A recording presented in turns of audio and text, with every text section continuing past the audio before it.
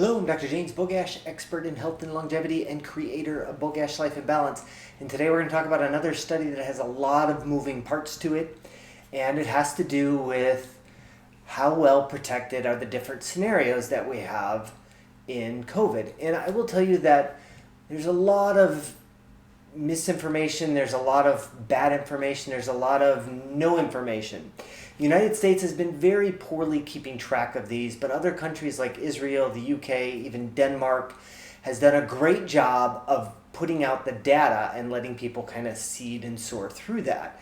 There's a lot of places here in the United States that we don't track this data. And so people will say, oh, well, this or that, but the reality is we don't know the data, or if somebody reports it, we can't actually look at the data and say, oh, well, this number should have been here or that or whatever. So this is just another study coming out of Israel, and a huge study. But again, Israel has a huge chunk of the population is under a single health plan, so it's very easy to pull the data.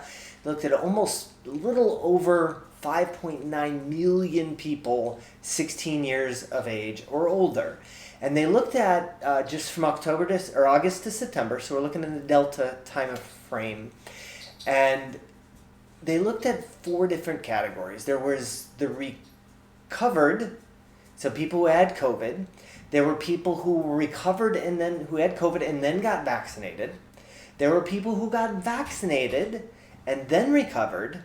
There were people, 5 categories, vaccinated which is considered 7 days past your second in a series of the mRNA vaccinations, which is largely what Israel uses. And then there was fully vaccinated plus the booster, which I guess now is fully vaccinated. So a really big set. Now, a couple key things to keep in mind is that the booster is still a small category, and we were really excited about what the vaccination numbers looked like early on, and we remember how much that fell apart. And so the booster numbers are still early, and I won't give the data, but basically these people had to have a future positive test. So we looked at those different 5 categories, and there's a couple take-home messages. You can certainly look at the study, and interesting enough, when you look at the study and you look at the graphs, you think they're all equivalent until you look at the fact that they changed the scale on the people who had COVID. And so basically, a couple of the take-home messages is that first, the recovered people who had COVID at 1 year were still better protected than the people who were vaccinated at 2 months. And at 6 to 8 months after vaccination, so comparing 6 to 8 months, the protection was around 6 times. Those people was 6 times stronger. They were 6 times less likely to get reinfected as people got the vaccination. Now, as I've mentioned numerous times before, that doesn't mean we should put together COVID parties, but for much of the globe, ignoring people who have been recovered and pushing vaccination makes no sense, because the data continues to support the idea that the recovered immunity is stronger than what we're seeing with vaccinated. There's no way we can argue that anymore. Now, the argument then would be, are you better off getting vaccinated or not, or catching COVID? Certainly a different discussion there, but that's not what we're having there. This is for people who have already had COVID, which is a huge chunk of the population now.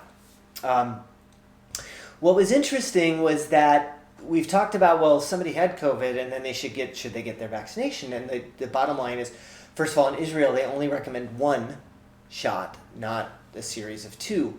But there was no difference in the people who had recovered and then the people who got vaccinated after they were recovered. There was no difference in there. So there's no or almost minuscule benefit to getting vaccinated. What was interesting is what happened to the people who got vaccinated and then got COVID, which we're seeing an awful lot of now, aren't we? I mean, we're realizing that the vaccination doesn't really stop, but we should be really protected, super immunity type thing. It turns out that those people who got vaccinated and then got COVID, their protection is not as strong as the people who got vaccinated. The people who were recovered. That's a very important component, and it suggests that the vaccine may be playing with the immune system's response to the original virus infection. Again, I'm just the messenger here. I'm certainly interested in discussions and thoughts and process of why that may occur. But clearly the idea of somebody who got vaccinated and then got COVID, they aren't doing as well as the people who just got COVID on the front end. Now, again, you can argue severity, different discussion. That's not what we're talking about here. So then when we talk about second case, like severity of cases, and that's not talking about what happened on the first. This is talking about what happened with, if you had COVID, this is the recovery or the second infection. The severe cases were the low, and they were all minuscule. In all of these groups, they were not even like 1/100% of the group, but we're dealing with a very large population, 5.9 million. But even within those numbers, the people who had recovered were less likely to be, there were smaller numbers in of severe cases, and they gave it by case years. It wasn't quite cases that had to do with length of time that people had been exposed. So we're looking at, I can't remember, it wasn't case years, but it was, it wasn't life years. But anyway, it'll be in the study. There was no difference in the people who had recovered and got vaccinated in severity, and actually it was a little worse. The severity cases were a little worse in the people who got vaccinated and then got COVID. They were more likely to be severe.